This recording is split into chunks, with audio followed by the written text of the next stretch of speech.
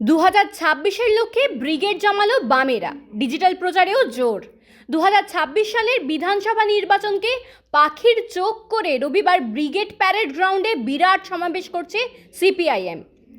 শ্রমিক, কৃষক, ক্ষেতমজুর এবং বস্তিবাসীদের মতো মেহনতি মানুষদের একত্র করার আহ্বানে সাড়া দিয়ে রাজ্যের বিভিন্ন প্রান্ত থেকে বহু মিছিল এরই মধ্যে এসে পৌঁছেছে ব্রিগেডে। প্রখর রোদ উপেক্ষা করে জোর কদমে শুরু হয়েছে সভার আয়োজন। চমকপ্রদভাবে মীনাক্ষী মুখোপাধ্যায়ের মতো পরিচিত মুখদের অনুপস্থিতিতে সভার বক্তব্য রাখতে চলেছেন কৃষক সভার আলম হালদার, ক্ষেতমজুর সংগঠনের নিরাপদ সর্দার ও বন্যা টুডু, বস্তি উন্নয়ন সমিতির সুখরঞ্জন দে, সিটুর অনাদি সাহু এবং সিপিএম রাজ্য সম্পাদক মোহাম্মদ সেলিম।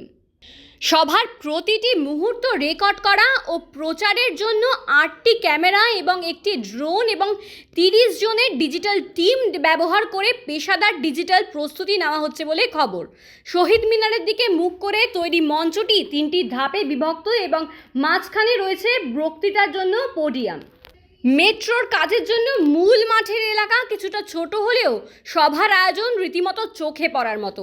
হাওড়া, শিয়ালদা, হেস্টিংস, এক্সাইটমোর, সুবোধ মল্লিক স্কোয়ার, পার্ক সার্কাস, মৌলালি এবং সেন্ট্রাল মেট্রো স্টেশন থেকে ব্রিগেডের উদ্দেশ্যে রয়েছে মিছিল। এছাড়াও রয়েছে যান চলাচল ও পার্কিং নিয়ন্ত্রণের জন্য বিশেষ ব্যবস্থা। লালবাজার পুলিশ সূত্রে জানা গিয়েছে বিভিন্ন গুরুত্বপূর্ণ মোড়ে মোতায়েন করা হবে পুলিশ বাহিনী।